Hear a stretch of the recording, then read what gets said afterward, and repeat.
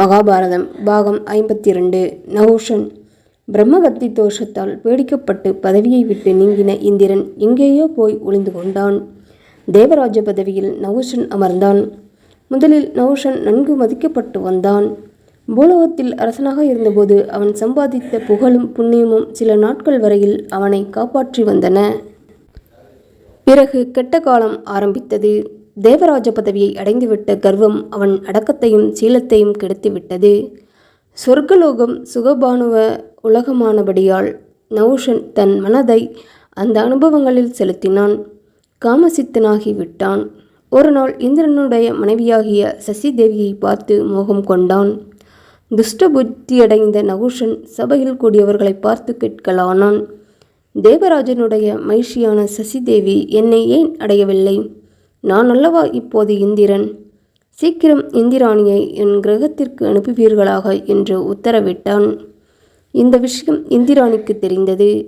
துக்கமும் கோபமும் அடைந்தாள்.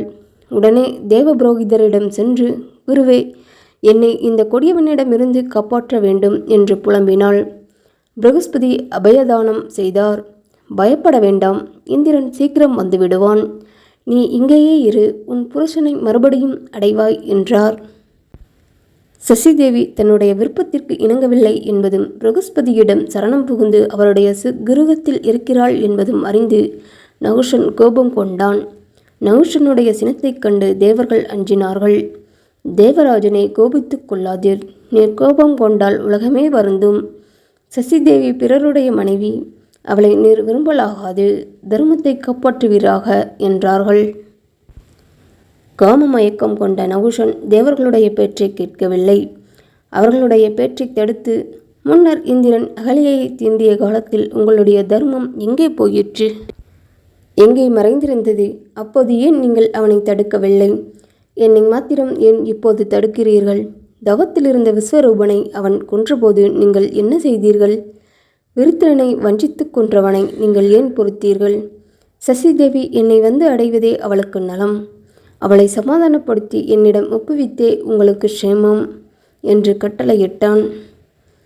தேவர்கள் நஹூஷனுடைய கோபத்துக்கு பயந்து பிரகஸ்பதியிடம் சமாதானம் சொல்லி இந்திராணியை எப்படியாவது நஹூஷனிடம் சேர்த்து விடுவது என்று நிச்சயித்தார்கள்.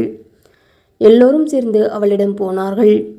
போய் நஹூஷனுடைய பிரதாபத்தை சொல்லி இந்திராணியை தேவராஜனுடைய விருப்பத்துக்கு இசைய வேண்டும் என்று வற்புறுத்தினார்கள். பதிவிரதையான சசிதேவி நடுங்கினாள்.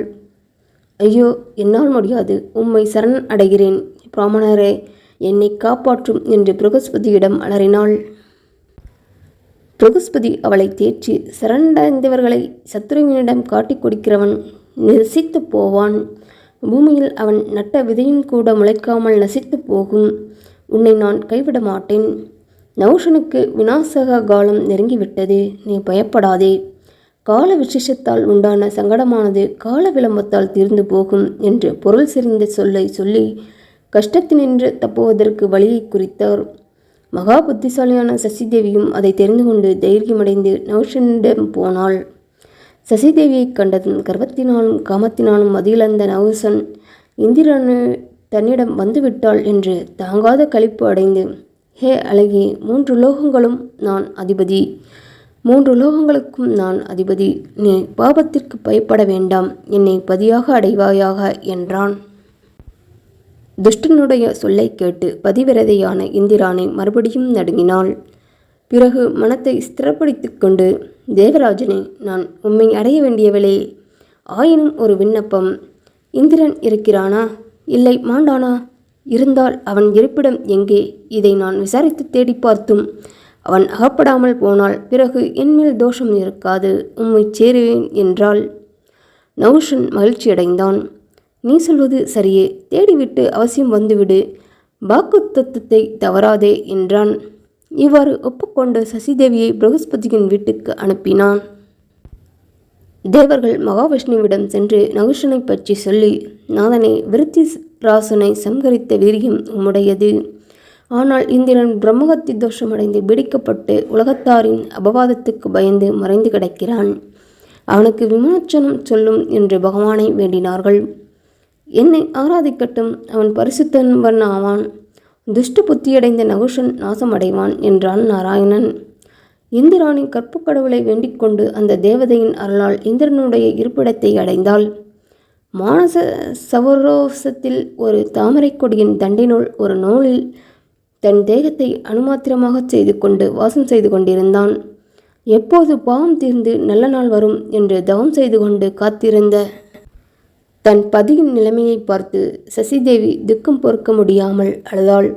தனக்கு உண்டான கஷ்டங்களை தெரியப்படுத்தினாள். இந்திரன் அவளுக்கு தைரியம் சொல்லி, பாவம் செய்து துணிந்த நகுஷ்டனுடைய காலம் வெகுவாக நெருங்கிவிட்டது. நீ ஏகாந்தமாக நகுஷ்டனிடம் சென்று அவனுடைய விருப்பத்துக்கு இணங்கினதாகவே அவனிடம் சொல். ரிஷிகள் தூக்கிய பள்ளக்கில் அவனை உன்னுடைய இருப்பிடத்திற்கு வரச் சொல். நகுஷன் அழிவான் என்று சொல்லி அனுப்பினான். அவளும் இந்திரன் சொன்னவாறு நகுஷனிடம் சொன்னாள். சொன்னபடி தவறாமல் வந்துவிட்டாள் என்று நகுஷன் மிக மகிழ்ந்து, ஹே கல்யாணி, நீ என்ன விரும்புகிறாயோ அதை செய்ய நான் காத்திருக்கிறேன்.